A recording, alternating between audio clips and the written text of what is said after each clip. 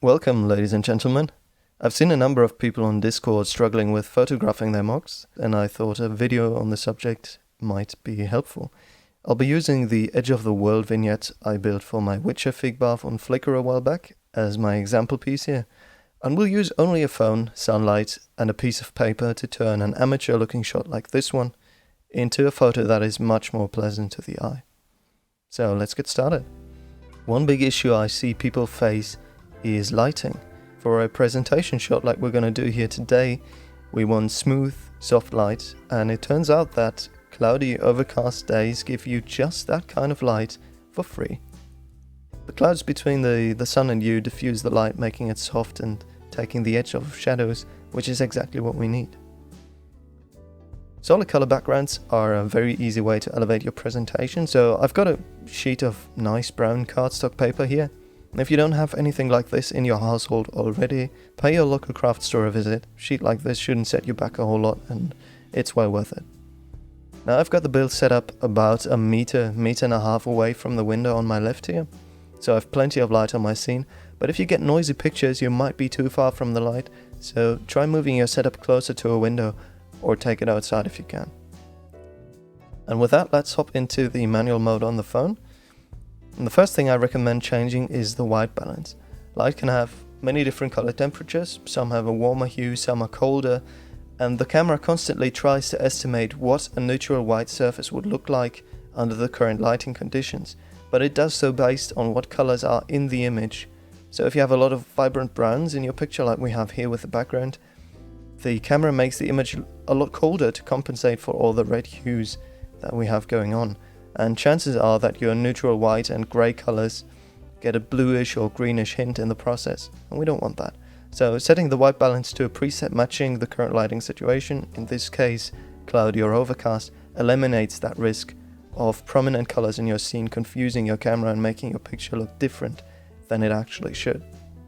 And with that done, let's head into the exposure settings and pull down that slider. I'm doing that because Geralt here has very light hair, and underexposing a little bit helps me keep those subtle details in the highlights there.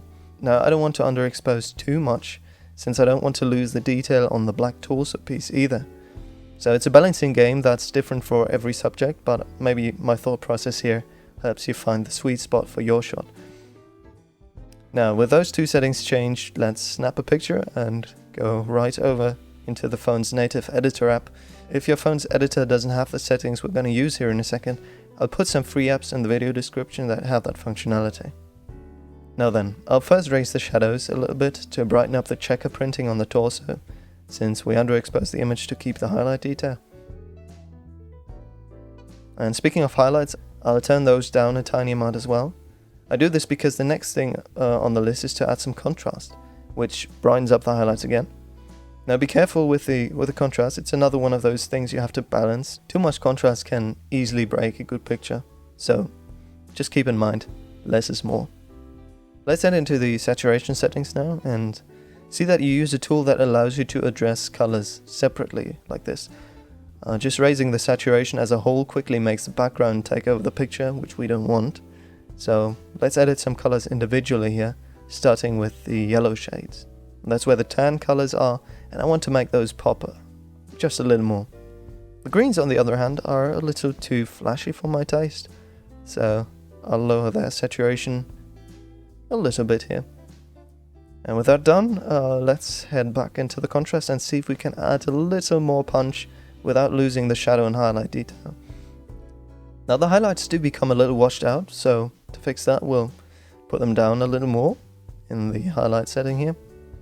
And I'm quite happy with the exposure and contrast now, but with all the overall contrast, the background feels a little bit too prominent. It's a red shade, so an easy fix is just to desaturate the red here, and while we're at it, I'll raise the overall saturation just a bit to bring the whole thing together and give it the final punchiness, and reduce the red here again so the background isn't so intense. And I like the look of that. Now then, let's crop the picture. I'm a fan of wide aspect ratios, but you use whatever format you want. And at the very last, I will add a subtle vignette effect here to dull down the corners of the shot.